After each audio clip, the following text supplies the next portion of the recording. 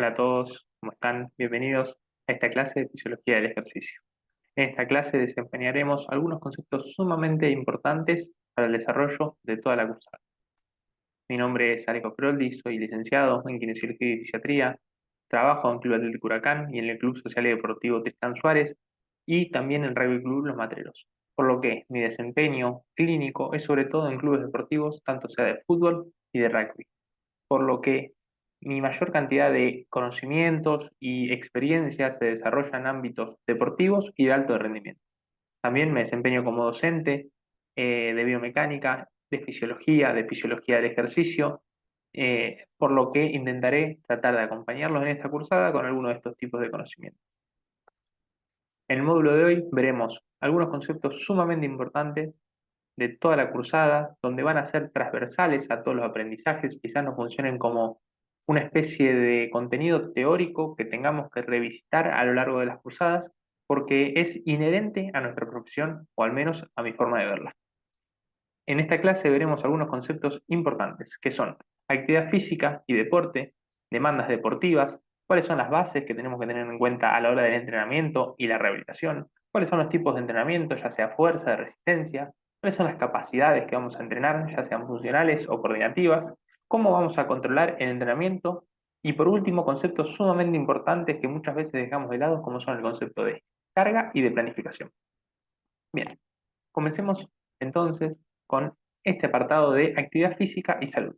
Yo les recomiendo que esta charla la tomen más bien como una introducción, ¿sí?, a ciertos temas para luego poder ir a recuperar e ir a amplificar con la literatura para poder hacer un poco más ameno esta cursada.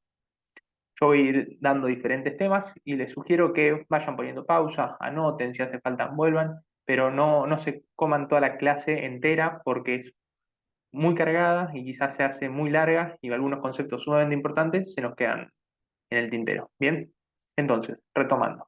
Si hablamos de actividad física y salud, como kinesiólogos somos gente, personas que se dedican al movimiento humano. Entonces tenemos que entender para qué nosotros le damos a una persona actividad física. ¿Qué relación hay entre la actividad física y la salud?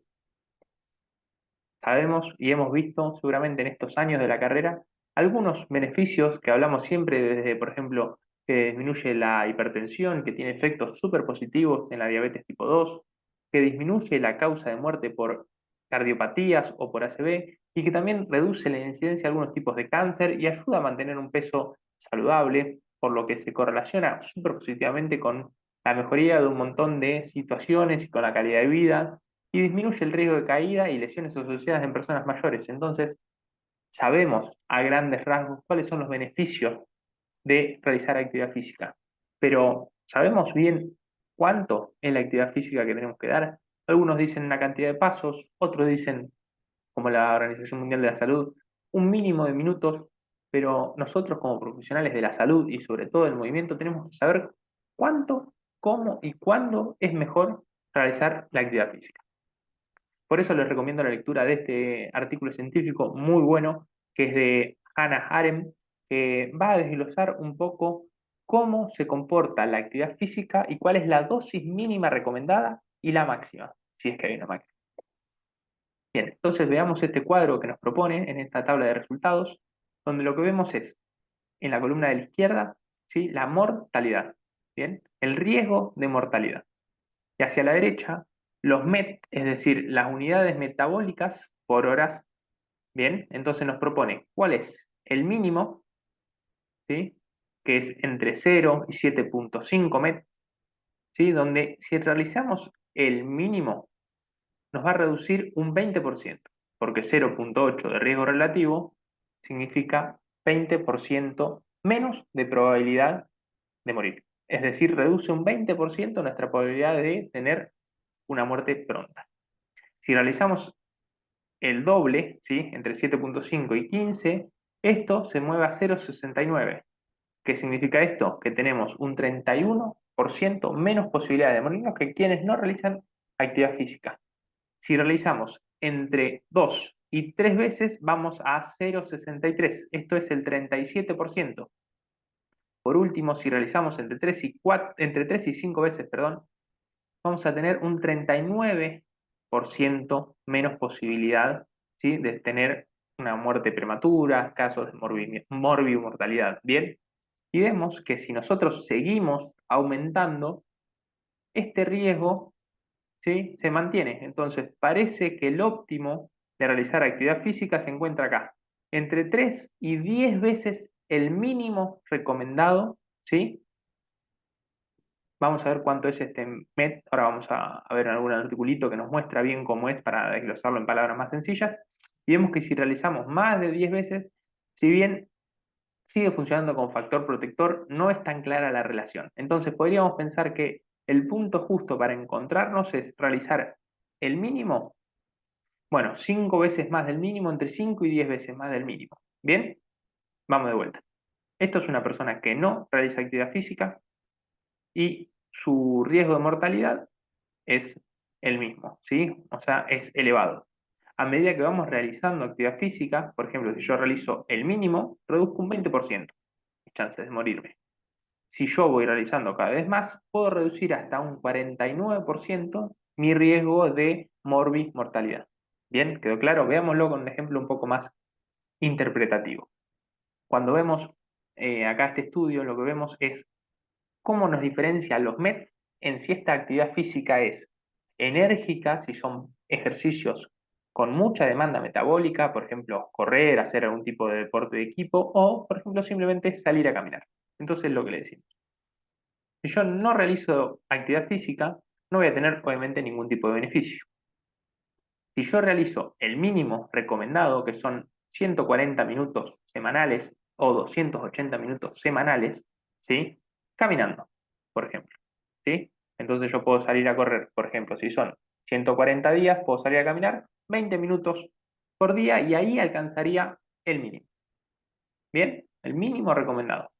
¿Qué reduce eso? Un 31% mi riesgo de mortalidad. ¿Bien? También puedo realizar actividades más vigorosas que con 45 minutos o 90 minutos ya alcanzo, ¿sí?, esa dosis mínima, esa pastilla mínima que necesito para obtener beneficios. Si sacamos las cuentas, más o menos te da 7 minutos intensos por día.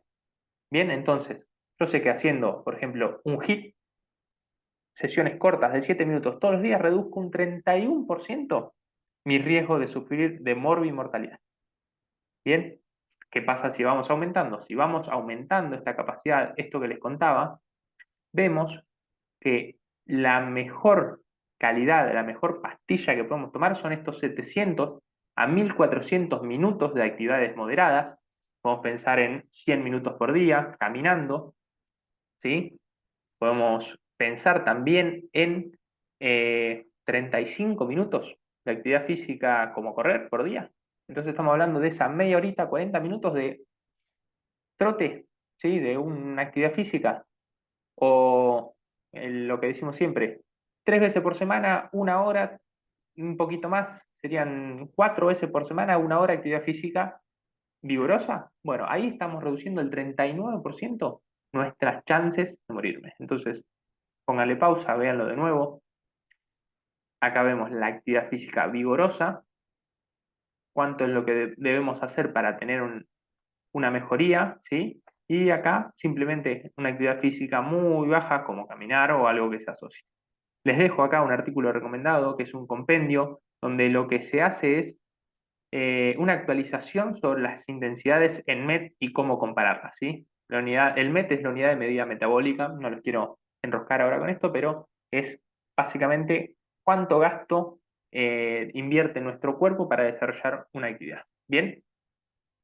Ahora bien, nosotros en toda la carrera sabemos todos los potenciales beneficios que tiene la actividad física, por ejemplo, para los niños, para una persona adulta y adulta joven, incluso para las personas mayores, donde todos sabemos que mejora la salud del cerebro, la salud cardiovascular, disminuye la ansiedad, mejora la presión, muchísimos beneficios que lo van a encontrar hasta en todas las revistas habidas y por haber. Pero quizás lo que es algo que lo tenemos tan sencillo es que genera mucho más que solo esto. Pero nosotros, por ejemplo, pensamos, no sé, yo vi a una persona con dolor lumbar y le doy un tipo de ejercicio. Y creo que mejoró por el carácter biomecánico de ese ejercicio si realizó una contracción concéntrica del oblicuo abdominal, porque por su biomecánica disminuye la presión sobre el disco. Pero nos estamos olvidando de la gran cantidad de efectos a corto, mediano y largo plazo que tienen los ejercicios, que son muchísimos, ¿sí? Entonces no debemos solo pensar en qué músculo se activa, sino simplemente entender y reforzar la capacidad potencial y beneficiosa que tiene el ejercicio de mejorar nuestra calidad de vida en un montón de aspectos. Por ejemplo, si pensamos en el dolor lumbar no específico, hay un montón de efectos, le invito a leer este artículo, que tiene el ejercicio a favor de la calidad de vida de una persona con dolor lumbar. Entonces, puede que la persona esté mejorando, pero no por un carácter específico del ejercicio que yo le di de realizar 3 de 12 de Superman, porque contrae X músculo. No, quizás hay un montón de beneficios, que hablamos de beneficios biopsicosociales, podemos pensar en disminuir la evitación de un paciente con dolor, ¿sí? El paciente con dolor lo que hace es dejar de moverse, tiene kinesiofobia, que es este miedo a moverse, catastrofismo, pensar que no, mi dolor de espalda es lo peor que tengo y si me muevo voy a estar mucho peor, ¿sí? Entonces, rumiación, esto de estar todo el tiempo pensando en ese dolor lumbar, y quizás el simple movimiento, no de carácter específico, ya mejora la calidad de vida en un montón de aspectos de las personas, y esto lo tenemos que tener súper presente a la hora de dosificar un ejercicio. Bien, ya vamos cambiando de tema, vamos relajándonos un poco más, vamos entrando en estas capacidades que nosotros podemos trabajar, ¿sí? Podemos trabajar capacidades condicionales, que son aquellas básicas, estructurales, que nosotros vamos a buscar desarrollar. Los invito obviamente a leer en el capítulo 21 del libro, donde van a estar desarrolladas bien en profundidad, pero tenemos sobre todo la fuerza, que es esta capacidad de generar o intentar generar un desplazamiento de un objeto, acelerarlo o evitar que se mueva, ¿sí? A través de una contracción muscular.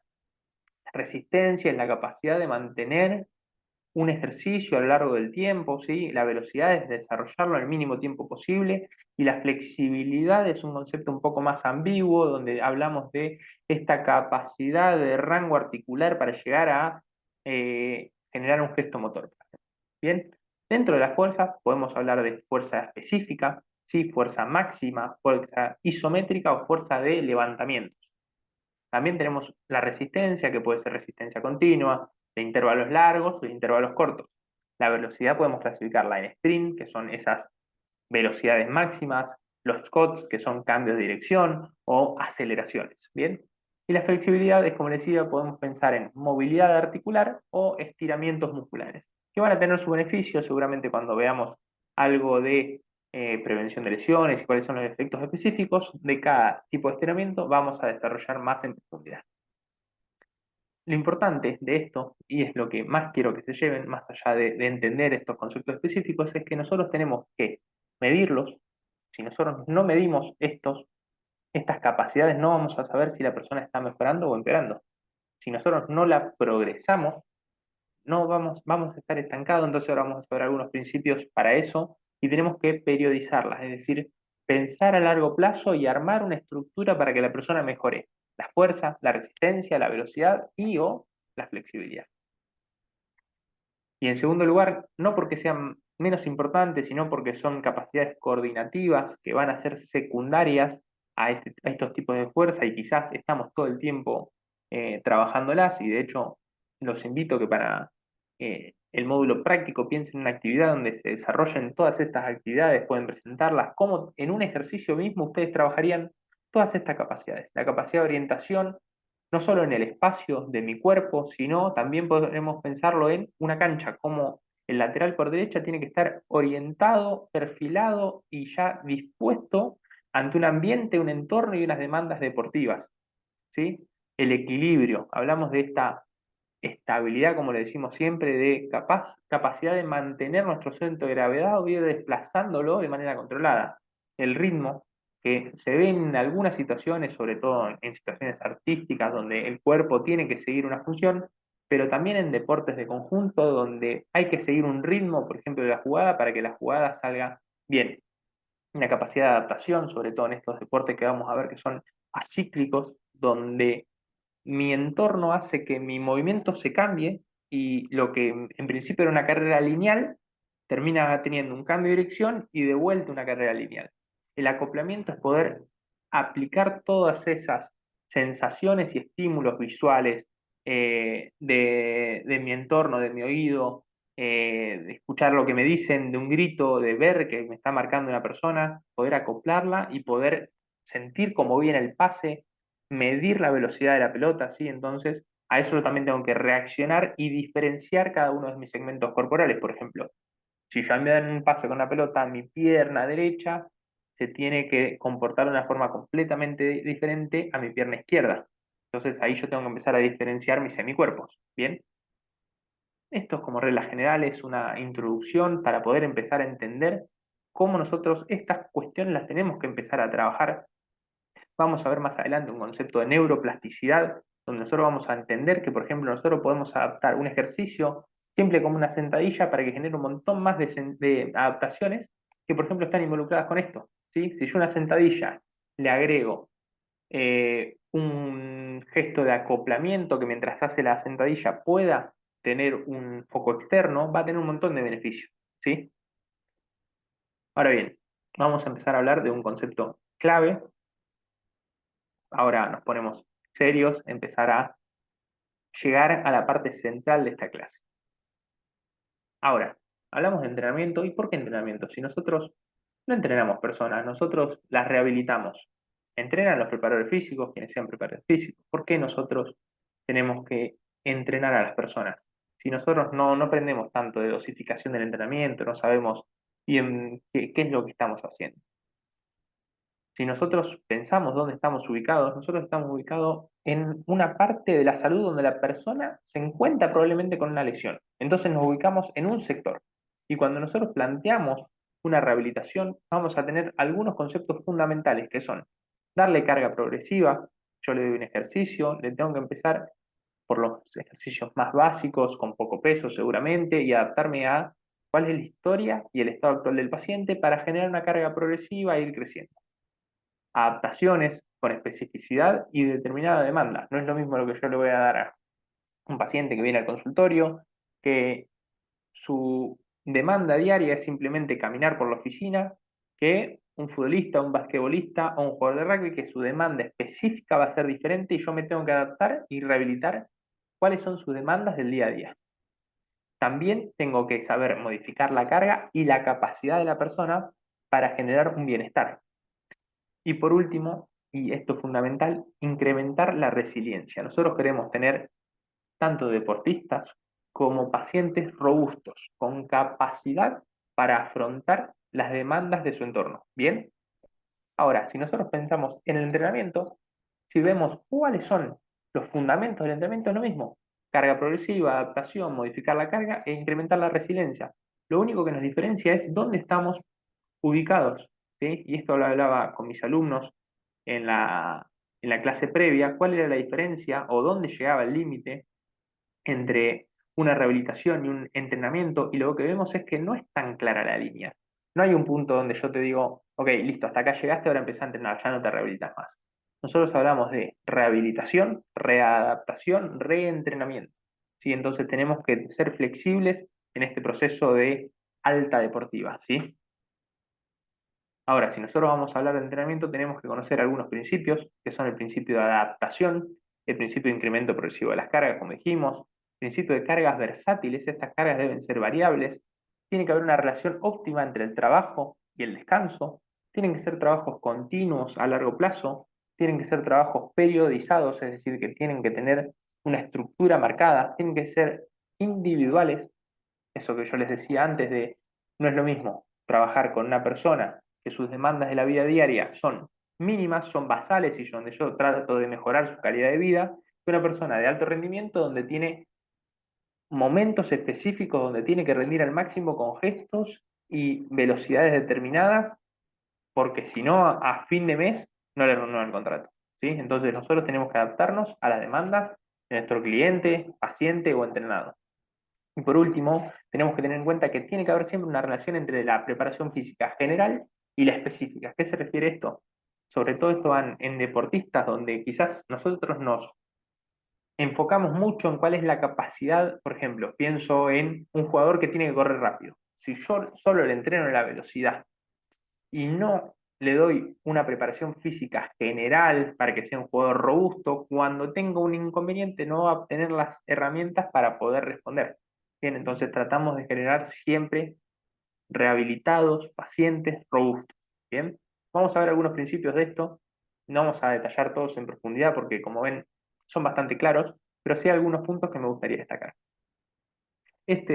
Las cargas, como dijimos, tienen que ser progresivas. Vamos a ver esta imagen un montón de veces. Normalmente vemos esta de acá a la izquierda. Si ustedes buscan en Google progresión de las cargas, les va a aparecer esto, que es bastante gráfico. Es súper cierto, donde nosotros podemos pensar en cómo comenzamos con cargas livianas y a medida que vamos mejorando y aumentando nuestra capacidad corporal, debemos ir modificando las cargas de manera progresiva. Si a esta persona yo le pongo esta carga, seguramente no se apta para él.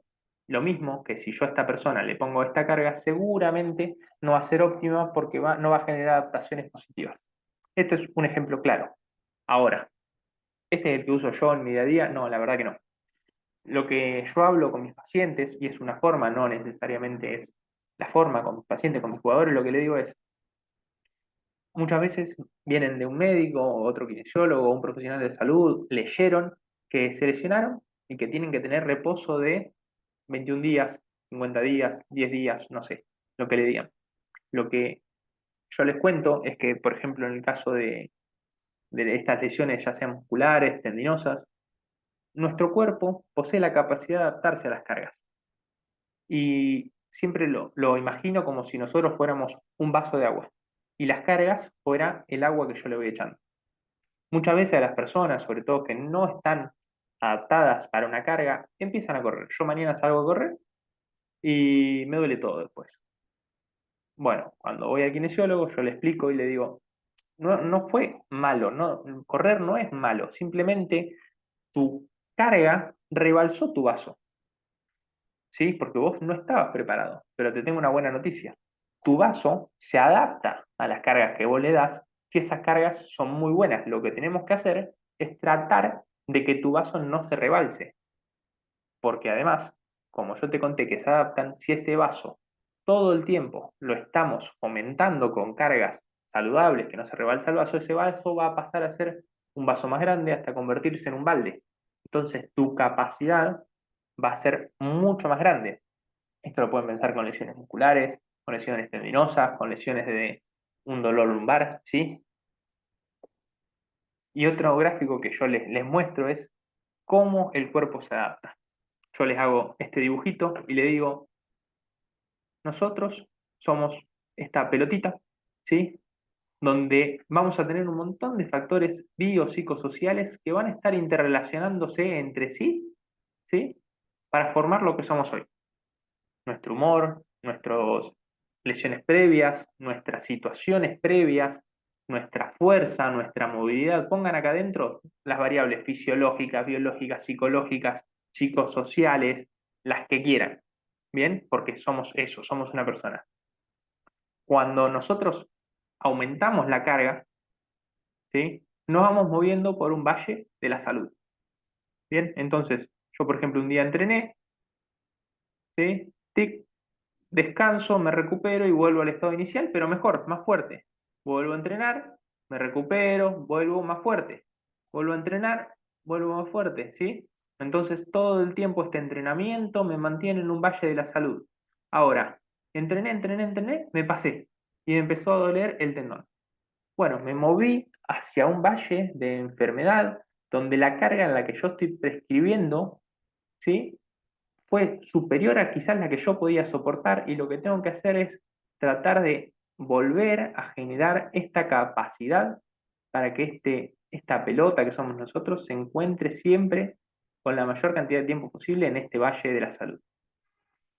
Como ven, esto no depende solo de la carga, de cuántas repeticiones le di, de cuántas pasadas hice, sino de lo que hay adentro de la pelota también. Porque no voy a ser igual yo a cómo respondo a la carga un día que estoy bien, un día que estoy mal, un día que dormí bien, un día que comí mal, ¿sí? Entonces hay un montón de variables que después vamos a ver una a una, pero esto es un concepto fácil de cómo explicárselo quizás a un paciente, un jugador, de dónde estamos, a dónde lo tenemos que llevar y cómo lo tenemos que ir manejando todo el tiempo. Otro principio súper importante es el principio de continuidad. Nosotros plantamos una semilla, la regamos y tenemos que estar constantemente regándola para que crezca. Sucede mucho en ámbitos donde las personas se lesionan, hacen una rehabilitación súper buena con entrenamientos de fuerza, se vuelven deportistas más robustos, pasan 4 semanas, se mejoran y se olvidan. A las 4 semanas la lesión cae, ¿sí? Aparecen de vuelta lesionados y vos le decís, ¿qué pasó? No, dejé de ir al gimnasio. Bien, nosotros lo que tenemos que generar es un ambiente continuo. Para que estas medidas, estas mejoras se mantengan a largo plazo, tenemos que darle continuidad. No sirve hacer mucho en poco tiempo, sino hacer poco, lo justo, a lo largo del tiempo, ¿sí? Entonces, es otra forma también de explicarle a un paciente, a un deportista que venga con esta inquietud. Y uno de los últimos principios es el principio de individualidad. Claro está que no es lo mismo entrenar a una persona adulta joven, adulta mayor, a un niño, a una niña, donde lo que vamos a ver, vamos a tener webinars específicos de entrenamiento de adultos mayores y de niños, ¿sí? Porque vamos a ver que no es lo mismo, no es como entrenar adultos chiquititos. Hay otro mundo, ¿bien? Y lo mismo, nosotros tenemos que ser individuales con nuestros planes de entrenamiento y rehabilitación en los distintos deportistas que tengamos. No podemos pedirle lo mismo a un entrenamiento de una nadadora, de un sprinter, ¿sí? De 150 metros, 200 metros, que un corredor de fondo, que un ciclista, que un golfista, ¿sí? Y también, si me quiero poner más específico, mis rehabilitaciones y mis entrenamientos deben ser diferentes cuando tenga que desempeñarme en un club. Por ejemplo, le voy a mostrar datos de GPS de cómo se comportan diferentes posiciones de un mismo deporte. Yo puedo pensar, y los jugadores de fútbol más o menos hacen todo lo mismo, los pongo a hacer todo lo mismo, 4 vueltas a la cancha y vayan a partir al arco. Y no, porque lo que vemos es que, por ejemplo, este jugador recorre muchísima más distancia y realiza 317 metros de sprint contra este que realiza 20 metros de sprint. Entonces, si yo a esta persona a la semana le hago hacer 20 metros de sprint, lo estoy subentrenando. Y si a esta le estoy haciendo hacer 400 metros de sprint en la semana, lo estoy sobreentrenando. Bien, entonces tenemos que ser bien detallistas y bien finos y entender cuáles son las demandas de cada una de las personas, de acuerdo al puesto, de acuerdo a un montón de cuestiones. Bien, vamos cerrando ya con esta parte de bases de entrenamiento y creo que esto le va a dar un poco de forma a esto que veníamos hablando tan en la nebulosa, que son algunos conceptos súper importantes. Les recomiendo que los refuercen. Está en el capítulo 21 de este libro de Gregory Huff, Principio del Entrenamiento, de la fuerza y del acondicionamiento físico, donde vamos a sacar un montón de ideas, y son síndrome general de adaptación, la teoría del estímulo y la fatiga y la recuperación y la adaptación, y el paradigma de la condición física y la fatiga.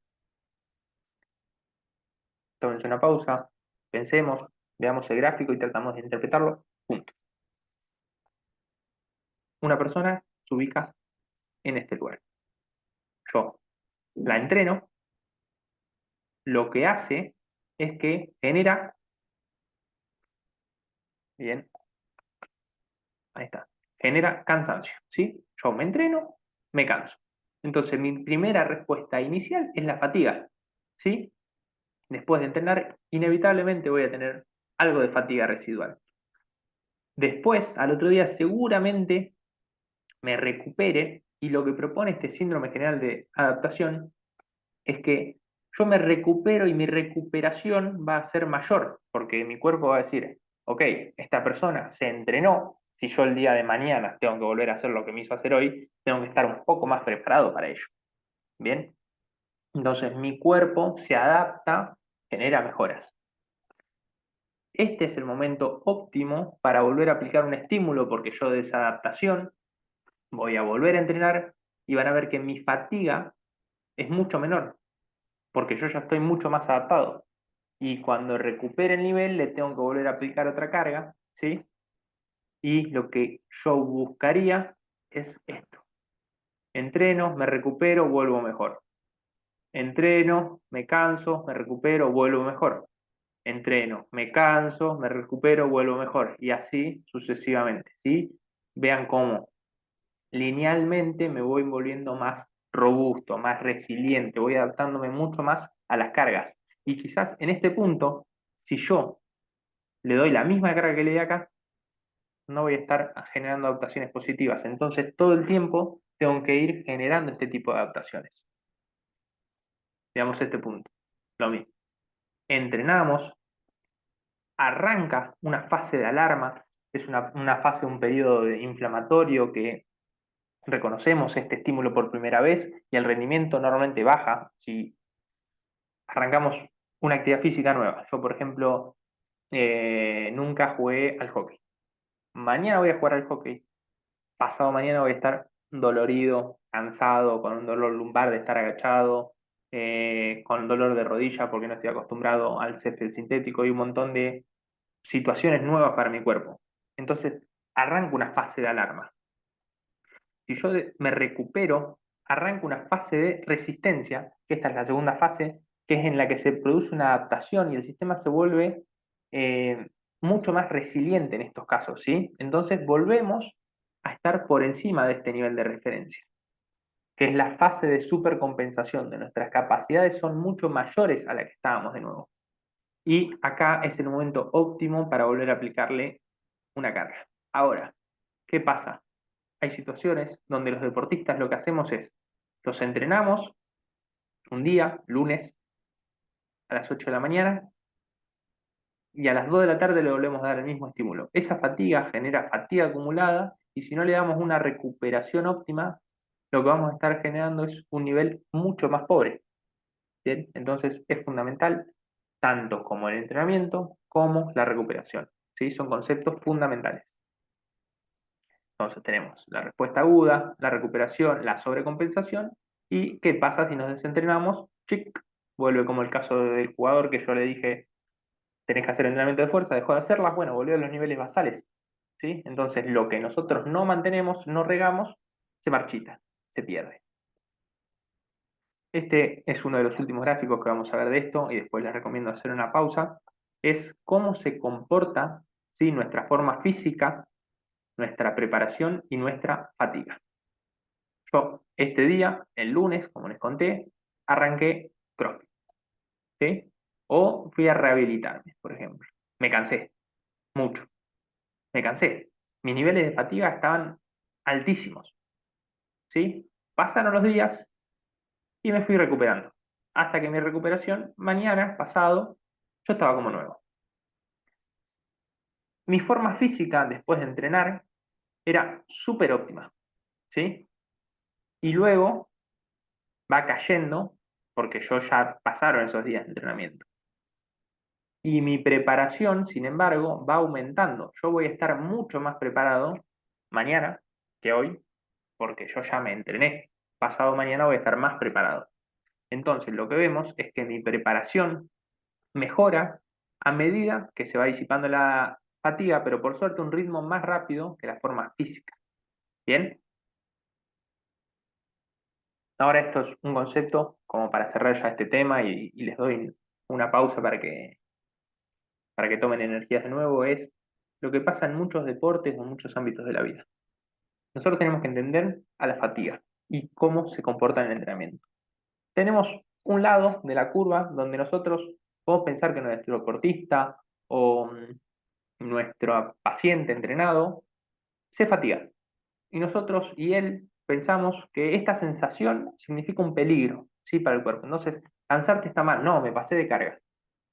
Yo y él pensamos eso, nos metemos en este ciclo, ¿sí? Entonces lo que vamos a hacer, tanto él como yo, vamos a generar una respuesta de evitación impulsada por el miedo a esta sensación. A mí no me gusta esta sensación de sentir fatiga, a mí me da un poco de miedo que vos estés cansado, vos vas a retroceder en el entrenamiento y vas a volverte más vulnerable. Y por último, se produce resiliencia física y psicológica. Dicen, yo fui a entrenarme con Alejo, me cansé, todo este círculo vicioso, bla, bla, bla, bla, nunca más voy acá, nunca más hago esto. Un ejemplo clarísimo, clarísimo, clarísimo es la introducción de los nórdicos, por ejemplo, el ejercicio nórdico, búsquenlo, Nordic Hamstring Exercise. En futbolistas. Genera mucha fatiga. Si nosotros no educamos bien al futbolista sobre cuáles son las sensaciones que tiene que sentir después, que es normal la fatiga, el futbolista después nunca más va a volver a hacer un ejercicio nórdico porque genera mucha fatiga. Si nosotros entramos en este círculo vicioso, puede ser muy peligroso. Por otro lado, pasa en otros tipos de deportes, quizás más similares a deportes de contacto, donde prima esta sensación de robustez, donde no me duele nada, donde no sientas cansancio, donde seguí igual, donde se toma muchas veces al signo de fatiga y de cansancio como una debilidad psicológica o física. Entonces no estamos respetando qué es lo que siente el atleta. Estamos ignorando estas sensaciones y castigamos al deportista. No te bancas un entrenamiento, no te bancas un yo-yo test, no te bancas tal cosa. Entonces lo hacemos entrenar más duro, ¿sí? Para que este deportista se vuelva más fuerte. Y lo único que estamos generando es una exacerbación de de las sensaciones y una ruptura, ya sea física, mental o del vínculo. Bien, entonces deberíamos encontrar este punto medio donde nosotros y el deportista podamos entender que estas sensaciones pueden estar asociadas a múltiples factores, que la fatiga puede venir por un montón de lados, ¿sí? Tenemos que identificar cuáles son estos factores, por ejemplo, saber si mi carga de entrenamiento estuvo bien o mal, si el deportista puede tener factores biopsicosociales, nutricionales, si tuvo alguna discusión, si se acostó tarde, si esos factores empeoraron su recuperación y están trabajando sobre su fatiga.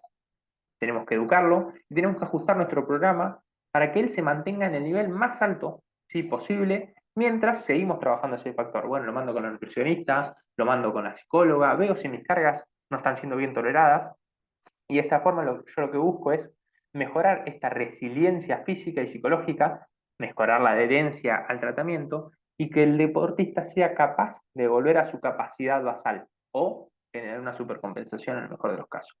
¿Bien? Bien, vamos con el término de periodización y acá los voy dejando, tener una pausita.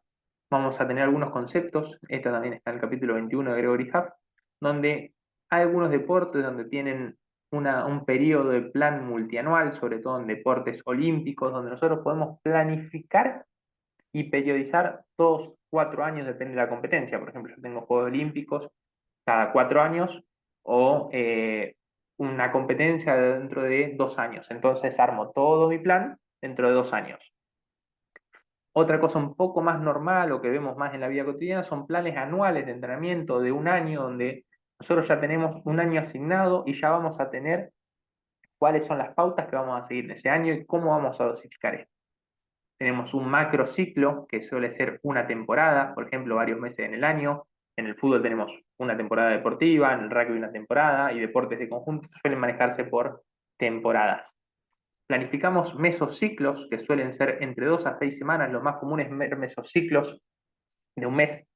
¿Sí? Lo que dura el mes es un mesociclo normalmente. Microciclos que dura varios días a 2 semanas. Lo normal es que un microciclo dure 7 días o los 7 días de entrenamiento. Si jugamos el domingo, entrenamos lunes, martes, miércoles, jueves, viernes, sábado, domingo, y capaz que el lunes damos libre, y situaciones así. Tenemos el día de entrenamiento, que puede ser sesión matinal por la tarde o por la noche, y sesiones de entrenamiento que van a ser sesiones de entrenamiento específicas que suelen durar 30, 45 minutos, 180 minutos, depende del tipo de deporte. Bien, entonces podemos ir desde lo más chico, desde el día de entrenamiento, desde el entrenamiento, el microciclo, que es la semana de entrenamiento normalmente, el mesociclo, que suele ser el mes, y el macrociclo, que suele ser cómo yo planifico la temporada para el deporte. Entonces, lo que nosotros vemos es cómo fluctúan los volúmenes, las intensidades y las técnicas. Cuando yo comienzo en el periodo de pretemporada, lo que veo es que mi nivel de técnica es súper bajo y mi trabajo de técnica también, ¿sí? Lo voy trabajando y mejorando para llegar al punto máximo, ¿sí? Al inicio de la temporada. Entonces yo, por ejemplo, en el fútbol puedo pensar que los drills técnico-tácticos van a ser progresivos, ¿sí? Teniendo en cuenta que el deportista, su nivel técnico bajó, ¿sí? Y yo lo voy a ir entrenando progresivamente para que llegue al punto justo cuando tenga que arrancar el primer partido. La intensidad suele comenzar un poco más progresiva, ¿sí? Fíjense que la intensidad en los primeros entrenamientos, sobre todo al inicio de la temporada, es mediana, alta y se va aumentando para llegar un poquito antes del pico de rendimiento al primer partido, ¿sí? Para que el primer partido llegue súper compensado. Y los volúmenes de entrenamiento, todo lo contrario. Arrancamos con volúmenes súper amplios, capaz que entrenamiento de 2 horas, 2 horas y media, y luego vamos a hacer trabajos mucho más específicos, que quizás duran 45 o 60 minutos, sí, depende del deporte, pero yo hice lo justo y lo necesario, hice trabajos intensos y súper técnicos, súper específicos. Bien, entonces arranco de entrenamientos súper globales al inicio de la temporada, capaz que te hacen correr 10 vueltas a la cancha y nada más, y no tocaste la pelota el primer día de entrenamiento, porque es un entrenamiento que suma volumen, medianamente intenso, con poca técnica, y que luego va progresando para volverse con volúmenes cortos que generen una adaptación, súper técnicos y muy intensos. ¿Bien? Bien, les recomiendo que hagan un break, que le pongan pausa, que vayan a dar una pequeña vueltita, 5 minutos, y cerramos con este tema de entrenamiento de la fuerza y la resistencia. Es un tema cortito, después seguimos, pero es un tema como para charlar, a ver qué pensamos del entrenamiento de la fuerza y la resistencia. Normalmente, lo que nosotros pensamos cuando pensamos como rehabilitadores son pensamientos sumamente lineales. Nuestra vida es mucho más sencilla si nosotros pensamos en que todos los caminos son únicos y llevan a un único destino. ¿Sí? No pensamos en sistemas dinámicos complejos, que le dejamos un artículo estudio en el aula, y nosotros pensamos que si nosotros entrenamos esfuerzos repetidos, por ejemplo, con esfuerzos bajos, generamos adaptaciones anatómicas. Si tenemos un entrenamiento medio, generamos hipertrofia. Con entrenamientos súper pesados, generamos fuerza máxima. Con entrenamientos dinámicos, mejoramos la tasa de desarrollo de la fuerza, que después la vamos a ver, que sería una medida de aceleración. Y si hacemos complex, hacemos trabajos de watts, entrenamientos de circuito, mejoramos la resistencia.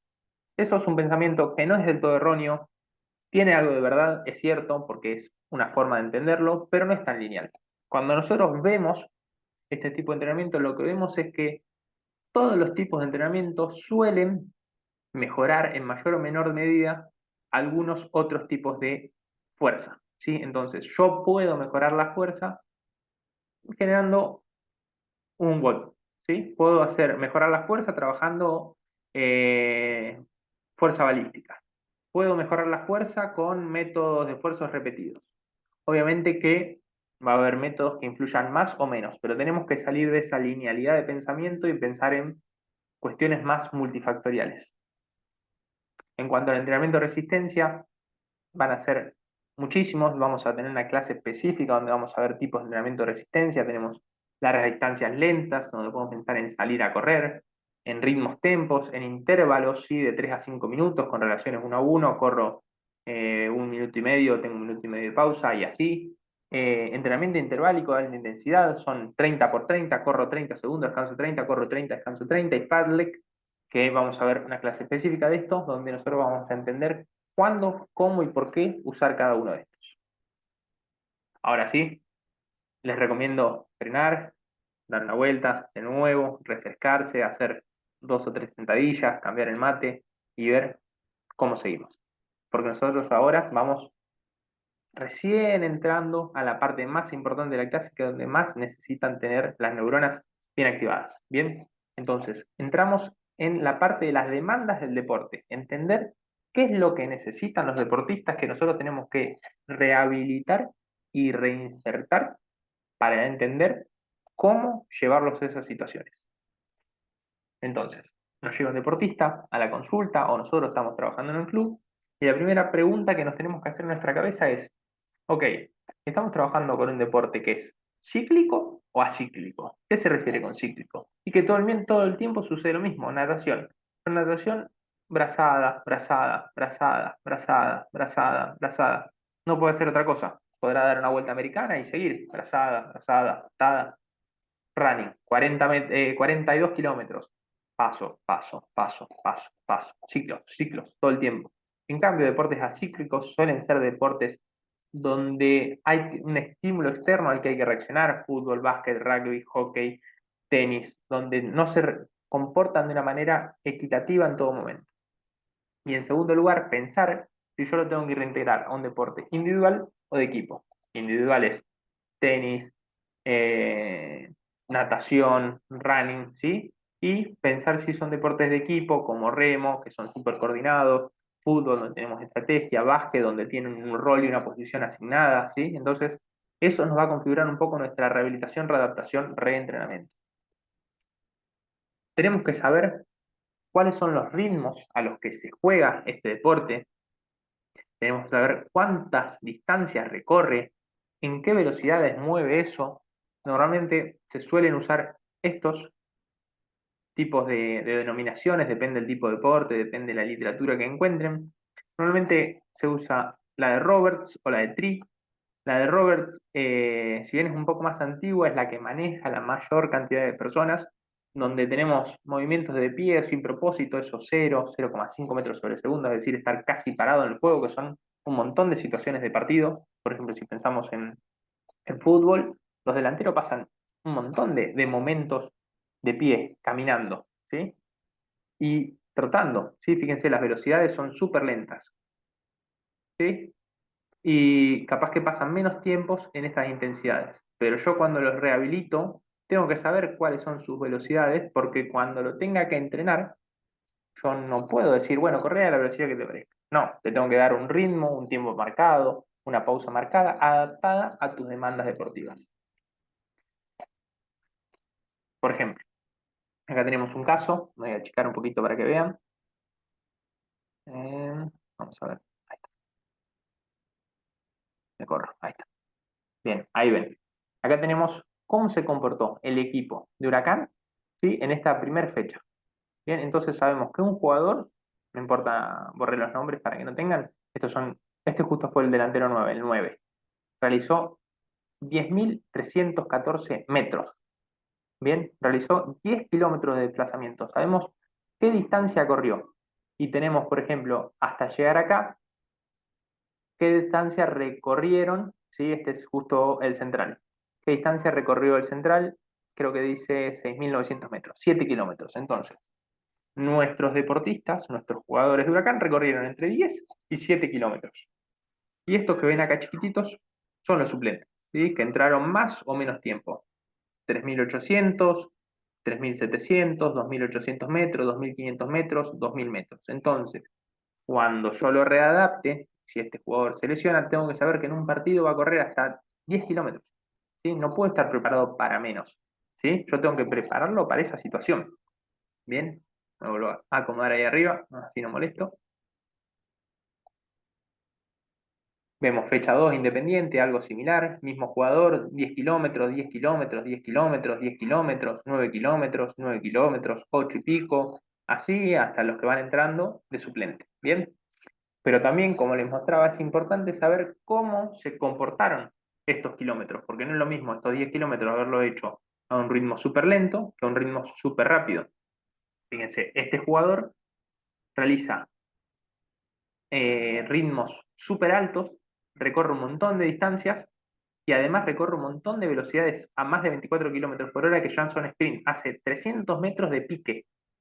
¿Sí? Entonces, si nosotros lo rehabilitamos, viene con nosotros, se lesiona el isquio, lo mandamos a la cancha porque ya puede hacer 10 kilómetros, pero ¿cuántos metros de sprint le di? Le di 317 metros. ¿Puede hacer 317 metros en un partido? ¿Lo readapté para eso? Bueno, esas son cuestiones que tenemos que tener en cuenta, además del volumen, ¿sí? Entonces tenemos que conocer las demandas específicas de nuestro deportista. Y otra cosa que tenemos que saber son cuál es la velocidad máxima que pueden alcanzar. Fíjense, este jugador corrió un montón de metros, pero su velocidad máxima es mucho menor que este jugador que quizás hizo 34 metros solamente a sprint, pero voló. Esos 34 metros que hizo quizás fueron súper decisivos porque es súper veloz. Bien, entonces yo tengo que conseguir que llegue a su velocidad máxima. Y este jugador, por ejemplo, no llegó ni siquiera al tope de su velocidad máxima, hizo el 90% de su velocidad máxima. Bien, entonces yo lo tengo que preparar para el 100, para el ciento y pico. Lo tengo que dejar para que rinda al máximo nivel. Lo mismo tenemos, me voy a checar de nuevo. Tenemos acá, por ejemplo, los perfiles y cuáles son las demandas de nuestros jugadores de rugby, por ejemplo. Tenemos un medio scrum, una apertura, un centro, un wing, un fullback, y sabemos cuál es la distancia total que recorre, las distancias de sprint, por encima de 5 metros por segundo, cuántos impactos, cuántas aceleraciones, cuántas desaceleraciones, cuál es la velocidad máxima en metros por segundo, cuál es la distancia por minuto en metros que representa en un trabajo, ¿sí? Entonces esto habla de relación trabajo-pausa, y lo que nosotros vemos es, en este puesto, cuál es el promedio, cuál es el que mayor hace, cuál es el que menor hace y cuál es el desvío estándar. Si nosotros no tuviéramos los datos específicos, lo que hacemos es agarramos el promedio y lo hacemos trabajar un desvío estándar por arriba. Por ejemplo, selecciono un medio scrum y lo hacemos trabajar para que resista en el partido 6.416 metros más estos 600 metros de desvío estándar. Entonces lo preparamos para que llegue más o menos a 7.000 metros por partido, si no tuviéramos los datos específicos. Lo ideal es el promedio más un desvío estándar, siempre, como para quedarte tranquilo de que, y más o menos va a andar ahí. Podemos pensar lo mismo con, ya vimos los backs, ahora vamos a ver los forwards, lo mismo. Tenemos distancia, sprint, impacto, aceleración, desaceleración, velocidad máxima. Entonces nosotros, cuando nos cae un jugador, decimos, ok, ¿de qué juega este jugador? Bueno, juega de segunda línea. Listo, ya sabemos qué cosas tenemos que rehabilitarlo y qué es lo mínimo con lo que le tenemos que mandar la cancha de vuelta con el equipo. ¿Bien? También podemos pensar, saliendo de los datos nuestros, me voy a correr también un poquito, en artículos que planteen cómo se comportan diferentes deportistas a nivel elite o en otros países que no conozcamos o que si nosotros no tenemos la posibilidad de decir, che, Ale, pero yo la verdad no tengo GPS, ¿cómo sé? Bueno, hay un montón de publicaciones, por ejemplo, esta es una muy buena, publicada en noviembre del 2023, que muestra cómo se comportaron, por ejemplo, los diferentes jugadores y las diferentes posiciones en el Mundial. Y por ejemplo tenemos, no sé, queremos saber más o menos cómo se comporta un central como Thiago Silva. Bueno, más o menos él recorre 9.000 metros, ¿sí? Fíjense que es parecido a lo que tenemos nosotros. Entonces sabemos que un defensor elite recorre como poco 9.000 metros. Y fíjense, el central que más corrió en todo el mundial hizo 12.000 metros, 12 kilómetros. Kimmich de Alemania, los volantes, realizan un poco más, hacen casi 12.000, 13.000 metros por partido, 13 kilómetros. Entonces ellos hacen con volante central, fíjense que hace un poco más que un central. ¿Sí? Y así voy viendo cómo se comportan las diferentes posiciones, por ejemplo, con respecto a los volúmenes. ¿Cuánto kilometraje yo le tengo que preparar? ¿Bien? También podemos ver cómo se comportan en las zonas de velocidad, zona 4 y zona 5 son metros de alta velocidad y la distancia total. Entonces, por ejemplo, podemos ver cómo se comportan los delanteros. Acá tenemos los que corren mucha distancia, pero a pocas velocidades, y acá tenemos los que corren muchas distancias y a muchas velocidades, pocas distancias, pero con muchas velocidades, y poca distancia y poca velocidad. Y fíjense, por ejemplo, no sé, queremos buscar un jugador, un enganche, ¿sí? Que está más bien parado, Messi, por ejemplo, tenemos Messi en el partido contra Francia, tenemos que hace más o menos 9 kilómetros y realiza más o menos 500 metros en un partido, 600 metros, a alta intensidad. ¿Sí? Entonces hace 600 metros de sprint más o menos y corre unos 9 kilómetros y medio por ahí. Entonces, ¿qué nos hace pensar? Que muchas veces no tenemos que tomar datos aislados de GPS, no porque corra más va a jugar mejor. ¿Sí? Entonces tenemos que ser contextuales con los tipos de rendimiento, no porque haya corrido 13 kilómetros jugó mejor que Messi contra Francia, por ejemplo. ¿Bien? Lo mismo con los mediocampistas, que acá tenemos, fíjense que es un poco más homogéneo si se quiere. ¿Bien? Y por último, uno de los conceptos que es importante trabajar a la hora de redactar, que es el worst case scenario. Lo que vemos es el peor escenario. ¿Qué es lo peor que le va a pasar a mi jugador en un partido? ¿Sí? Yo ya sé que un lateral por derecha, lo peor que le puede pasar es tener que retroceder a correr una pelota, cortar, tirarse al piso, barrer, jugar a una pared, ir a tirar un centro y volver. Entonces son 2 minutos y medio de alta intensidad, sprint máximo, con oposición. Entonces yo ya lo preparo para eso. Sí, tengo que trabajar. Obviamente que uno no puede replicar entornos porque hay cosas siempre biopsicosociales que no podemos replicar. No es lo mismo perder un pase en la práctica, errar un centro en la práctica, que errarla con la cancha llena, sacar un line sin público que con alguien que esté atrás tuyo, correr 100 metros en un entrenamiento que 100 metros en un partido o en una prueba que me va a clasificar a los Juegos Olímpicos. Entonces, tratamos de prepararlos, obviamente nunca nos alcanza, entonces tenemos que poner un plus, ¿sí? Bien, nuevamente les recomiendo el último break, que es el último concepto grande, así como muy, muy importante, que es el concepto de carga. Póngale pausa, vuelvan en 10 minutos, media hora, tarden un día más, tomen nota, pero intenten estar frescos para esta última 20 minutitos de video, que es el concepto de carga. Cuando hablamos de carga, hablamos de un estrés aplicado al cuerpo en forma de ejercicio o actividad deportiva, siempre con un objetivo específico, generando una consecuencia esperada que depende de sus variables. Me voy a volver a acomodar acá arriba.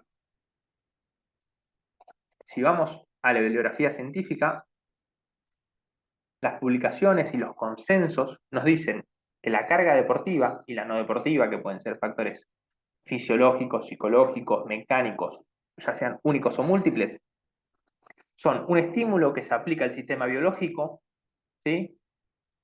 Que van a afectar a nivel subcelular, celular, en los tejidos, en los sistemas, en los órganos y en el individuo, y este va a responder. ¿Bien? Esa es como la definición teórica. Entonces hablamos de un estímulo aplicado al cuerpo humano que va a generar un efecto a nivel hasta molecular, hasta lo más macro, que nosotros vamos a responder ante ese efecto. ¿Bien? Entonces podemos dividirnos en una carga externa, que son esas cargas que nosotros podemos medir, que son esas variables que nosotros le vamos a dar, que es eso que vimos viendo, cuántos kilómetros, a qué velocidad, lo podemos resumir como, según Jeffrey, en el 2022, él lo resume como lo que el deportista hace y cómo lo hace. Sí, eso es importante. No es lo mismo lo que hablamos, correr 2.300 metros, el círculo central, que 2.300 metros en sprints cercanos a tareas decisivas del gol. Entonces, me gustó esta frase de es lo que hace, pero también cómo lo hace, ¿sí?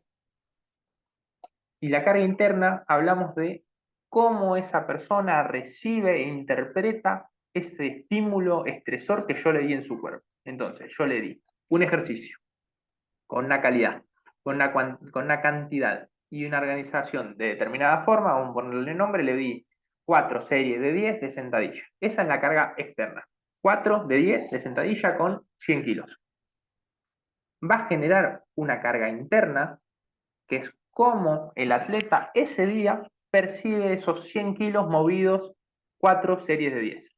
Y esto va a estar determinado por características individuales, por cómo está entrenado hasta ese momento, por cómo se encuentra psicosocialmente en ese momento, cómo es su estado de salud, cómo es su nutrición, cómo es su genética quizás y cómo es su entorno. Bien, no es lo mismo estar en un entorno relajado, tranquilo, que bajo presión, es lo que hablamos. Y esto va a generar adaptaciones que van a generar un outcome o un resultado. Bien, y volvemos al entrenamiento. Estas adaptaciones, ojo que pueden ser positivas o negativas, como vimos al principio de la clase. Entonces, ¿de qué depende esta carga? Depende del volumen, ¿sí? Que el volumen puede ser la cantidad de series, es decir, cuánto. ¿Cuántos kilómetros? ¿Cuántos metros? 4 de 10, ¿sí? Tenemos la frecuencia, que es la cantidad de veces por semana, por día que yo voy a realizar esto, la densidad, que es la relación de trabajo-pausa, no es lo mismo hacer un sprint y descansar 1 hora que hacer un sprint y descansar 10 segundos. Entonces, esa relación trabajo-pausa que hablamos. Y por último, este concepto súper importante, que es el concepto de intensidad, es decir, cuánto de duro, de difícil, de dificultoso resulta esta carga para el atleta. ¿Bien? Entonces, hablamos de volumen, que en líneas generales podemos pensar que si queremos dar estímulos de recuperación, ya hablamos de que no es tan lineal, pero más o menos para no quedar en la nebulosa, si queremos dar un estímulo de recuperación, porque el atleta está cansado, bueno, le damos 3 a 6 series, entre 8 y 15 repeticiones totales. Si queremos un estímulo de desarrollo, es decir, algo pesado, le damos 8 o 9 series, como máximo 12 por grupo muscular. y hasta 30 series totales por sesión. Si queremos mantenimiento, 1 a 3 y 6 a 9. Bien, si hablamos de densidad, vamos a hablar de esta relación trabajo-pausa. Si yo quiero una orientación más bien metabólica, que trabaja en mi sistema metabólico, mi densidad tiene que ser alta, es decir, poco tiempo de recuperación, 1 minuto o menos. Si hablamos de fases estructurales, damos una densidad media, alta, que hablamos de 45 segundos, 1 minuto hasta 2 minutos, y si hablamos de una carga neural, ¿sí? Adaptaciones neural que quizás son un poco más rápidas, la densidad súper baja, ¿sí? Son trabajos que requieren adaptaciones y damos recuperaciones mucho más grandes de más de 3 minutos. Bien, como para tener líneas generales. Y este concepto súper importante de frecuencia que se relaciona un poco con lo que vimos, ¿sí? Lo que nosotros sabemos es que si nosotros le damos un estímulo, lo dejamos descansar, se cansa, se recupera, vuelve a su lugar. Bien, ahora, ¿qué pasa si yo le pongo una carga demasiado frecuente? Que es lo que vimos. Entrena, se recupera un poco y antes que esté de todo recuperado, lo vuelvo a entrenar. Se recupera un poco, lo vuelvo a entrenar. Se recupera un poco, lo vuelvo a entrenar. Fíjense cómo ese rendimiento que tenía disminuyó. Porque yo le estoy dando mucha frecuencia, no lo dejo recuperar. Una vez, un atleta muy, muy querido por mí, yo le estaba queriendo dar más y más trabajo y me dice, che, Ale, te voy a decir un consejo que te va a servir mucho. Mucha agua ahoga las plantas. Y me quedó muchas veces más seguido, no es mejor. Hay que darle el agua, la carga justa. No hay que pasarlo de carga, porque si no el rendimiento no va a mejorar. Tampoco hay que irnos al otro extremo. Si yo lo entreno, lo dejo recuperar, pasa la supercompensación, pasan 2, 3, 4, 5, 6, 7, 8, 10 días, y cuando lo quiera volver a entrenar, ya esa capacidad de supercompensación ya pasó, porque está subentrenado. Lo vuelvo a entrenar, lo mismo. Entonces nunca voy a estar generando esas adaptaciones, sino que siempre voy a estar en el mismo lugar. ¿Bien? Y este último concepto, que es el concepto de intensidad, que es más difícil de controlar, que se correlaciona mucho con el rendimiento, y tenemos algunas formas de controlarla. Algunas son unas percepciones subjetivas del esfuerzo, o repetition in reserve, cuántas repeticiones te quedan, cuál es la velocidad de ejecución que está haciendo, unidades arbitrarias, que ahora vamos a ver, marcadores bioquímicos y electromiografía, que estos dos son un poco más complejos, que lo vamos a dejar para otras clases o para lectura teórica porque no lo van a ver tan seguido. Pero sí estos, ¿sí? Que ahora vamos a verlo. Nosotros podemos preguntarle al atleta cómo siente esta intensidad. Entonces, yo le muestro este grafiquito y le digo, este peso que yo te di para hacer sentadilla, del 1 al 10, ¿qué tan difícil te resulta? ¿Qué tan pesado te resulta? 0 es, estoy moviendo un palo de escoba. 10, estoy haciendo el mayor esfuerzo de mi vida, si hago una repetición más, no puedo más. Entonces el atleta me dice 4. Bueno, entonces le resulta algo liviano. Puede que yo esté buscando eso o puede que no. Entonces yo le puedo poner un número, cuantificar algo que el atleta está sintiendo. Otra opción de la intensidad es a través de un RM, es decir, la repetición máxima que el atleta puede hacer. Yo le tendría que hacer un test, lo testeo y con un programita que se lo pueden descargar, que está muy bueno, es el RM, y puedo ir controlando cómo va mejorando, cómo va fluctuando la fuerza del deportista, por ejemplo, en pecho plano, ¿sí? Cómo este atleta, su RM va mejorando o manteniéndose, ¿sí? Tendríamos que buscar algo un poquito mejor, ¿sí? Y este concepto de RIR o Repetition in Reserve, que es cuántas repeticiones podrías haber hecho después de haber terminado. Es un concepto complejo porque no todos los que no hacen ese tipo de actividad lo pueden responder. Si se lo das a una persona que no está acostumbrada a hacer actividad física o a hacer ese ejercicio, es difícil que te diga sí, podría haber hecho 2 más.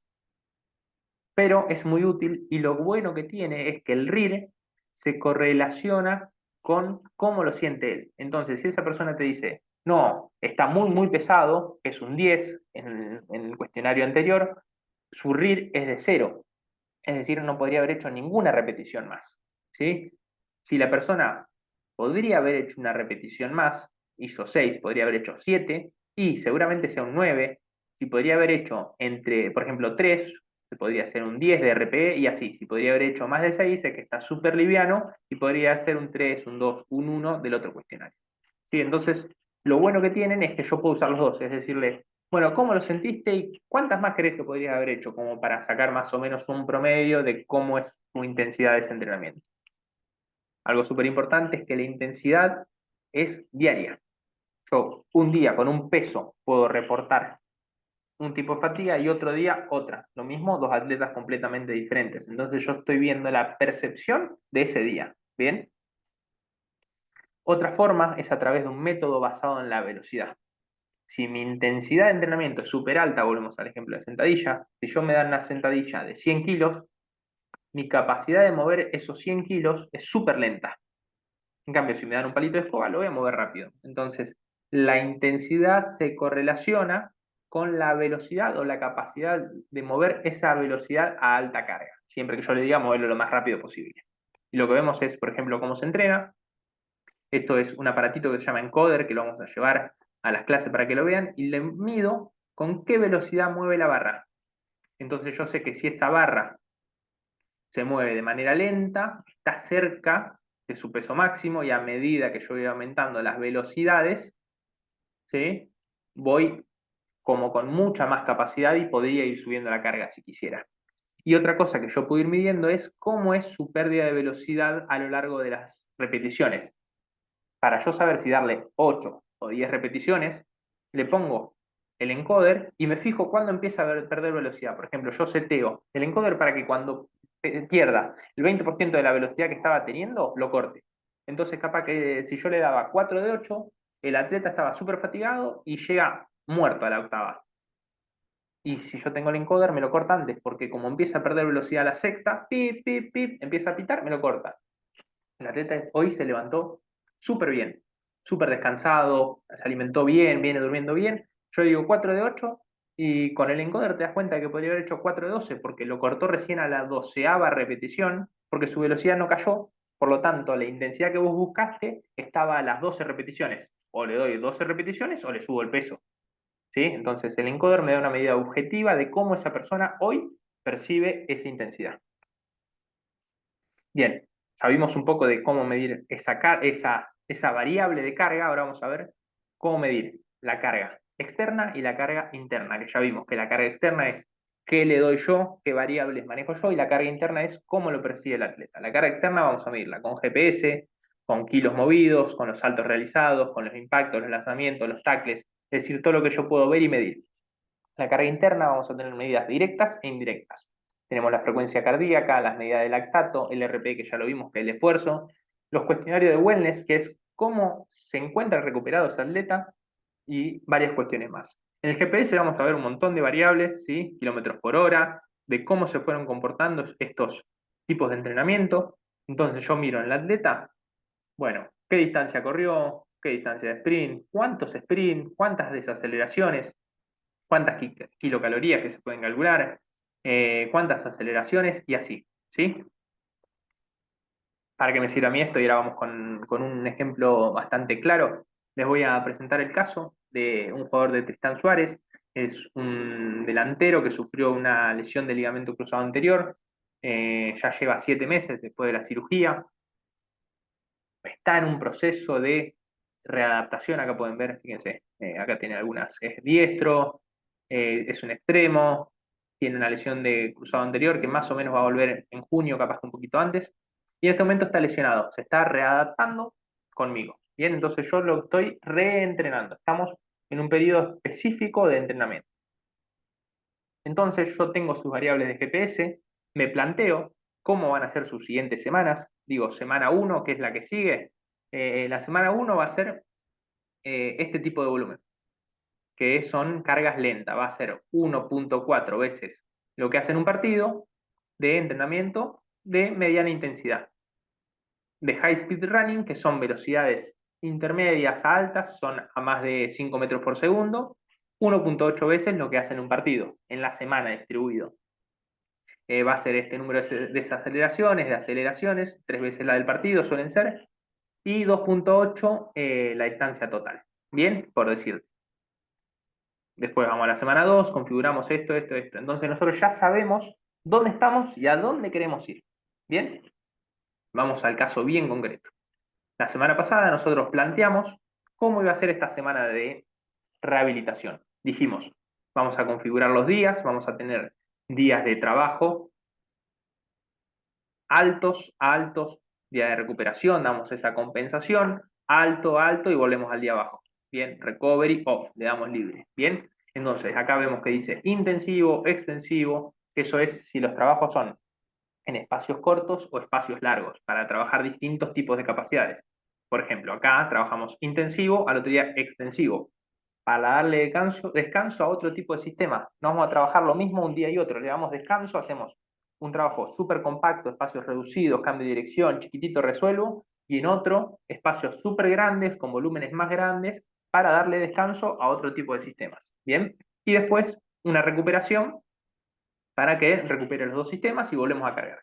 Bien, entonces piensen cómo de manera práctica vamos integrando esta capacidad de supercompensación, este ejemplo de supercompensación.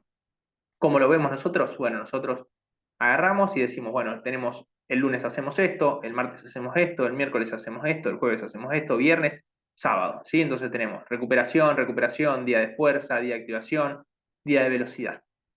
Vamos a ver cómo manejamos, por ejemplo, un día de velocidad.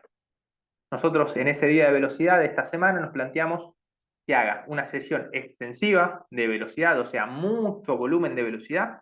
Con valores de velocidad queríamos buscar los valores de velocidad de partido, que el jugador se sienta cómodo por cómo estaba corriendo antes y que cubra en este entrenamiento 2 veces la distancia de sprint que venía haciendo en los partidos. Entonces estamos buscando ese volumen, sobre todo un día de velocidad, de sprint. ¿Ven cómo nosotros hacemos, por ejemplo, diferentes capacidades, las trabajamos, le damos descanso, las trabajamos, le damos descanso, ¿sí? Y tenemos todo planificado para llevarlo acá. Entonces, vamos a ver cómo es una sesión de velocidad extensiva, es decir, en espacios grandes, para llegar a la velocidad máxima y para multiplicar por 2 la distancia de sprint que tiene que hacer en el partido. Fíjense que le faltan casi 2 meses todavía para el alto y ya lo estamos preparando para eso. Cómo tenemos que ir planificando y sabiendo qué tiene que hacer él y a dónde lo tenemos que llevar. Entonces, por ejemplo, tenemos algunos trabajos más analíticos, donde tenemos carreras resistidas que se pueden hacer con trineos o con paracaídas, donde los hacemos sprintar máxima velocidad, saca el lastre y tiene carreras lanzadas de 25 metros, por ejemplo. Después vamos a hacer trabajos de velocidad, curvas, ¿sí? Porque sabemos que es un deportista que hace mucha curva a la hora de hacer velocidad, es un extremo que hace estas curvas, entonces hacemos trabajos analíticos. Y después hacemos trabajos de persecuciones, ¿sí? Para que pueda tac, reaccionar y metemos ese estímulo externo, ese foco externo que hablamos al principio con la neuroplasticidad, ¿sí? Y después ya lo llevamos a la parte de campo de juego donde esto lo hacemos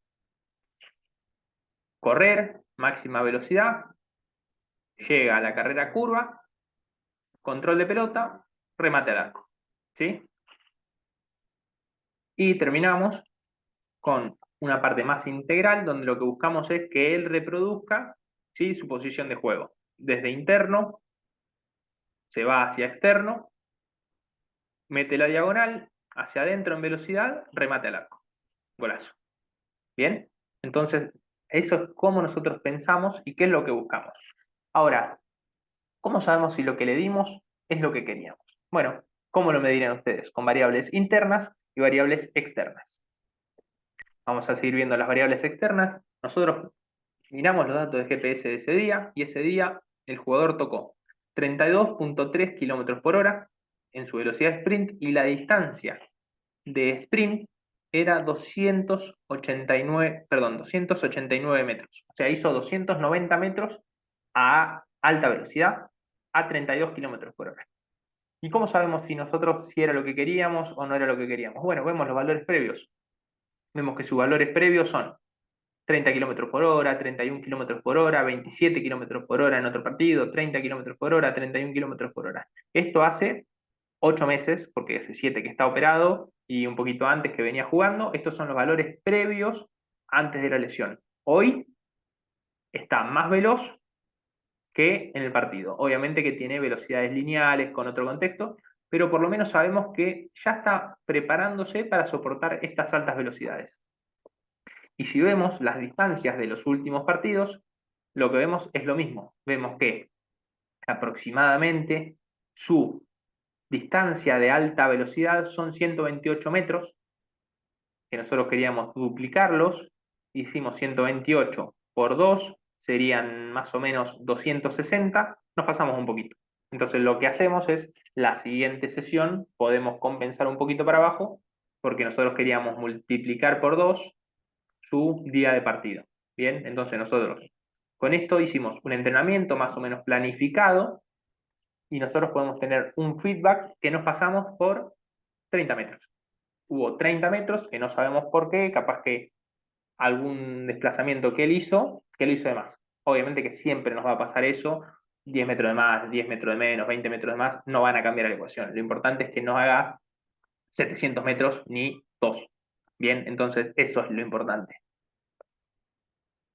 Y el último tema, se los prometo, es el de medición de carga interna, es decir, cómo el atleta siente esa fatiga, cómo él, nosotros, eso que le dimos a este jugador, cómo él interiormente lo percibe, ¿sí? A nivel físico, mental, ambiental, un montón de cuestiones.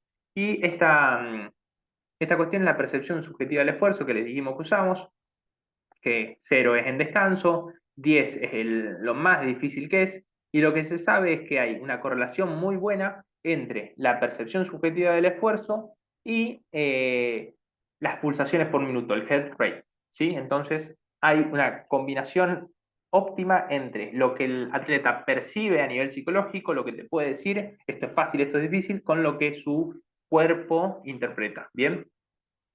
Ahora, hay una opción de monitorear las cargas, de monitorear sobre todo las cargas internas, que es multiplicando ese RPE, es decir, qué tan cansador, qué tanto te exige a vos esto por cuánto tiempo dura, ¿sí? Entonces, nosotros podemos hacer una carga aguda, que son estos 7 días, este microciclo de lunes a viernes, de lunes a domingo, y ver, por ejemplo, el lunes que yo corrí media hora y fue un 4. 30 por 4 son 120 unidades arbitrarias. Es una forma de decirle a estas unidades. Entonces yo anoto acá. Bueno, acá justo 300. El martes corrí 108 minutos y fue un 10. Fue día de partido, me maté. No doy más. Martes, listo. 1080 unidades arbitrarias. El miércoles tuve 40 minutos de entrenamiento regenerativo y fue un 1, fue re relajado. Bueno, me da 40 por 1, 40 unidades arbitrarias. El jueves hice 40 minutos de nuevo, fue un 2, fue tranquilo. Hice bici, me recuperé, un poquito de paseo, fue un 2 ese entrenamiento, fue muy liviano. El viernes me dieron libre, 0. El sábado entrené 20 minutitos y fue un 2. 2 por... y así. ¿Sí? Voy sumando voy multiplicando los minutos por cuánto me costó a mí y eso me da un microciclo de 7 días con esa carga aguda.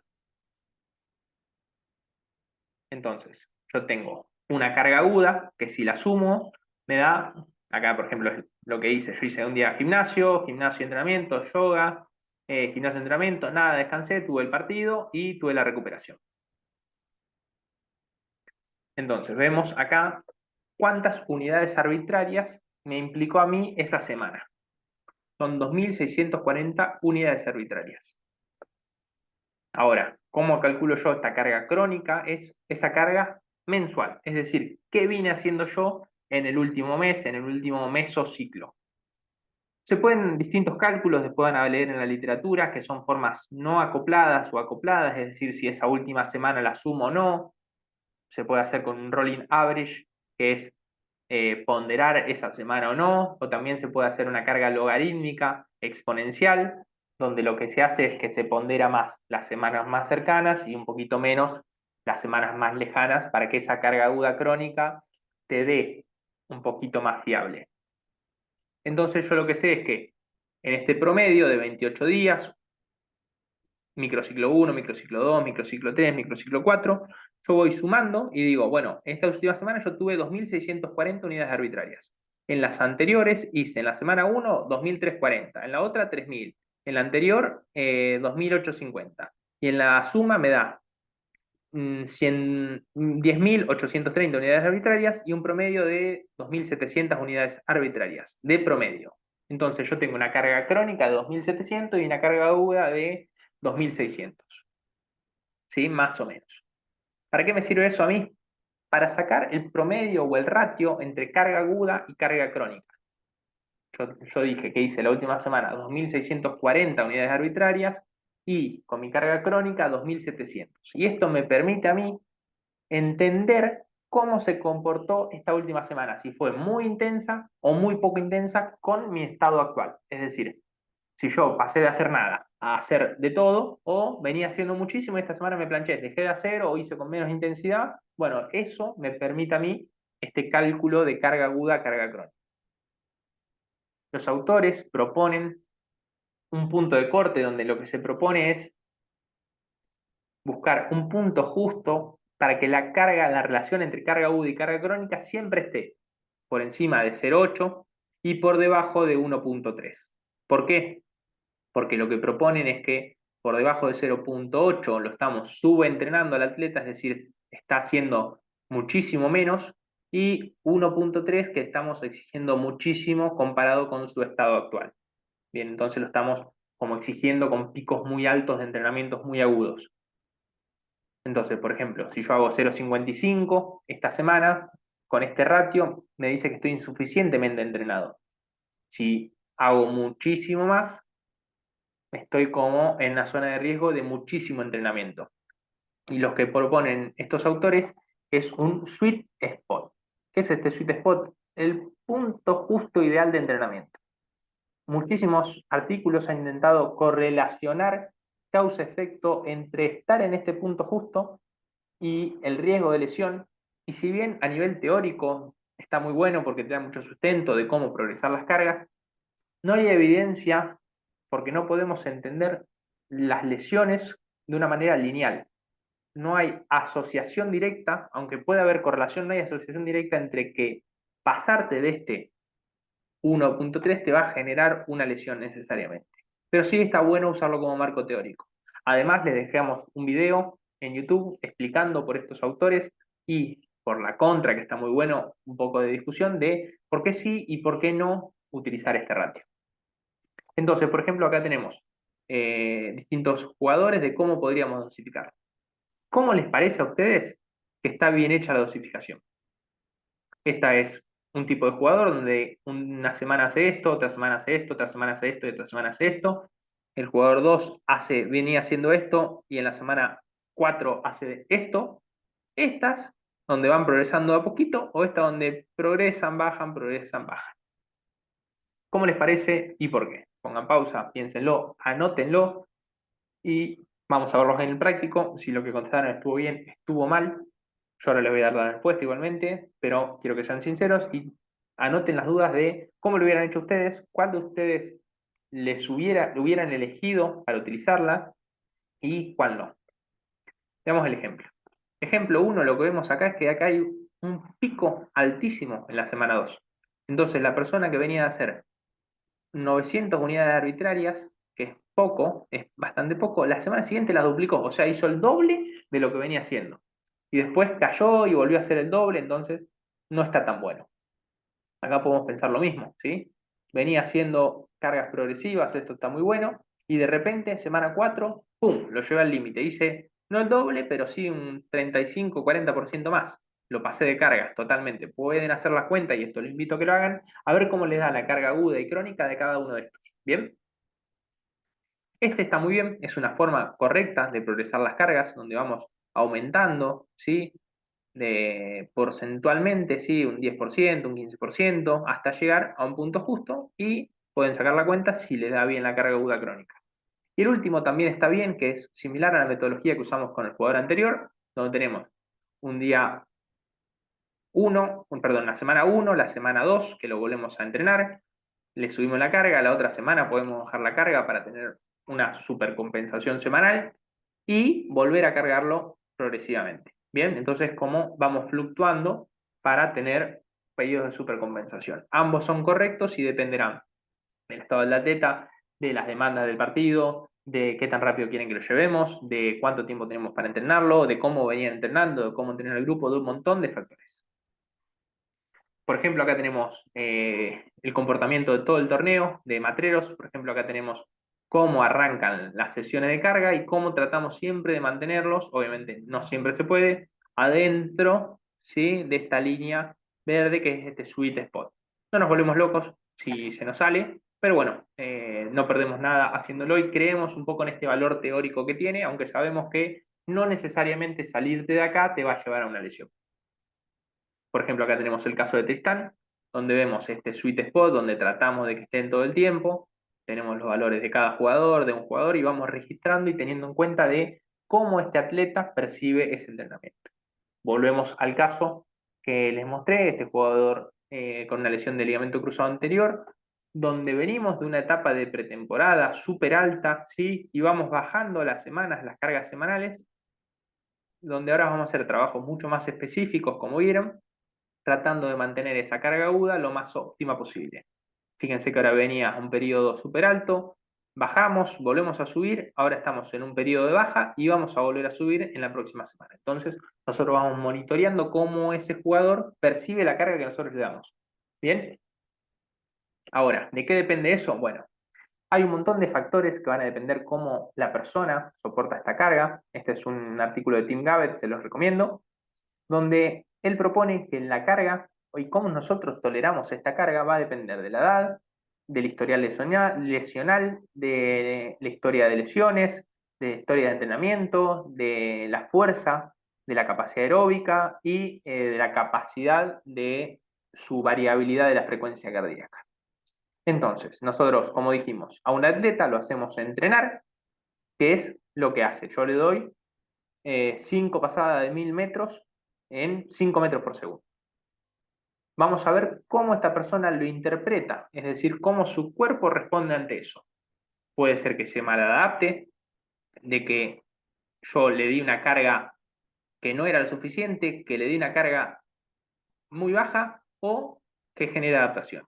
¿Y de qué depende eso? Bueno, depende de factores biomecánicos, como vimos, de factores psicoemocionales, como el estrés, la ansiedad, y muchos plantean, por ejemplo, en jugadores juveniles, pensar en estresores externos como las clases, si tiene algún examen, ¿sí? Y el sueño, la nutrición, podemos sumar un montón. ¿Esto es positivo? Sí. Te dice, bien, mi respuesta fue positiva, estoy apto psicoemocionalmente para seguir entrenando y la carga que me diste es buena. No, bueno, modifico el entrenamiento y me adapto a tus necesidades. Entonces, yo veo si con esto genero preparación física, si sí, sigo entrenando como vengo, si no, hago intervenciones para cambiar esa situación. Entonces, es un algoritmo para pensar si mi rehabilitación, readaptación, reentrenamiento viene siendo buena o no. Vamos de vuelta para arriba. Entonces, podemos pensar, por ejemplo, en este modelo, para terminar de cerrar y cerrar estos conceptos, es si esa carga que yo le di, esa carga externa, si yo le di un entrenamiento, y tenemos, por ejemplo, acá carga externa baja y carga interna alta, y carga interna baja y carga interna alta, podemos pensar en cómo se correlacionan. Si yo le di una carga externa baja y él la percibe como baja, puedo subir la carga, ¿sí? Entonces lo estoy subentrenando. Si yo le doy una carga interna baja, pero él la percibe como alta, está viendo una mala adaptación. Algo externo pasa de lo que yo les contaba. Hay algo que no necesariamente es con el entrenamiento, que está pasando con ese atleta. Está mal adaptándose a lo que yo le estoy dando, que es una carga baja, pero él la percibe como alta. Podemos verlo, por ejemplo, si vemos una nube de jugadores. Yo pongo mis 25 jugadores entrenados o mis jugadores que se están rehabilitando conmigo y más o menos le doy la misma carga y algunos me responden 2, 2, 3, livianito, 3, 2, 3 y uno me responde 8, 9 al otro día, 8. ¿Cómo? Si todos me están diciendo, toda la manada me está diciendo, esto es fácil, ¿por qué hay alguien que me está diciendo esto es difícil? ¿Qué está pasando ahí? Bueno, me hace poner el ojo y ver qué cosas puedo modificar.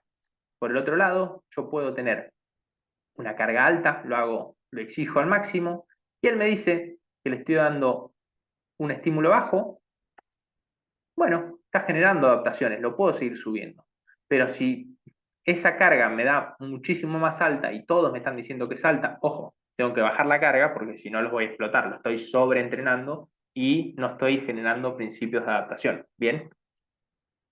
Ahora bien, lo que podemos ver también es cómo se correlaciona esto con el wellness, que es un cuestionario, que los invito a que lo busquen, cuestionario wellness, pongan, van a ser algunas preguntas que el atleta va a responder antes del entrenamiento de cómo está su estado de ánimo, cómo fue su sueño y un montón de cuestiones más. Entonces podemos unir la carga interna y la carga externa comparado con el wellness. Si mi carga interna y externa fue baja, y el wellness, su recuperación fue mala, bueno, tengo que buscar factores externos, está durmiendo mal, está comiendo mal, algo malo hay. Si mi carga interna y externa fue mala y mi wellness, perdón, si mi carga interna y externa es alta y mi wellness es malo, tengo que bajar la carga. Si mi carga interna y externa es baja y si wellness es bueno, es decir, él está súper recuperado, bueno, le tengo que subir la carga. Entonces yo tengo que buscar acá, darle una carga interna alta y que él esté adaptado. Es decir, que al otro día la persona me diga con su cuestionario que está recuperado, que está apto para la siguiente sesión. Entonces esto me permite sesión a sesión ir teniendo puntajes críticos para decirme, che, Ale, hoy le podés subir la carga porque está al 100 el jugador. No, no, pará. Fíjate que lo que vos creíste que iba a ser sencillo, no lo fue. Capaz que esos 30 metros de más que hizo el jugador ayer, lo quemaron. Yo no los tenía planificado, pero capaz que lo quemó. Entonces yo no lo tuve en cuenta, no me fijé cómo estaba preparado para el siguiente entrenamiento y digo, bueno, sí, total, era más o menos lo planificado y le doy de nuevo y no me importa cómo estaba. Vuelvo a ese modelo de no respetar su fatiga y puedo entrar en un círculo vicioso de empeorar su situación de rendimiento. Entonces, esos son factores a tener en cuenta. Bien, hemos llegado al final de esta clase. Muchas gracias por acompañarnos. Sé que es una clase larga, que se hace choclo, que hay muchos conceptos nuevos, que vamos a discutir un montón, pero creo que brinda un montón. Son conceptos casi, te diría, más que un posgrado, porque hay conceptos que son súper complejos, así que no tengan problema en preguntar, en volver a ver las veces que sea necesario el video, pausarlo, anotar las dudas, ver qué es esto del RPE, cómo se calcula, vamos a hacer algunos jueguitos de cómo se hace, pero no tengan problemas. Nos vemos el 25 del 3, donde vamos a ver el módulo 3, que vemos sistemas energéticos, la energía para la actividad física, ver una parte más fisiológica de todo esto que hablamos, de qué sistemas energéticos tuve que usar yo para llegar a ciertos volúmenes. Cómo es la ventilación y la difusión pulmonar en el transporte, el intercambio gaseoso, la ventilación, la regulación, el metabolismo, un montón de cuestiones más a nivel respiratorio y las adaptaciones del sistema cardiovascular. Les recomiendo que vean el recurso pre-clase de la clase que viene para que vayan ya con algunos conceptos, que no sea todo teórico, sino que podamos aprovecharlo de manera práctica. Vayan con ropa cómoda, que vamos a hacer algunos ejemplos y les recomiendo para la clase siguiente, así como para esta, leer los artículos y el capítulo 21 para la clase siguiente, capítulo 3 y 6 de Gregory Huff. Y con eso hemos llegado. Muchísimas gracias por llegar al final de esta presentación y nos estamos viendo la semana que viene. Muy buena semana.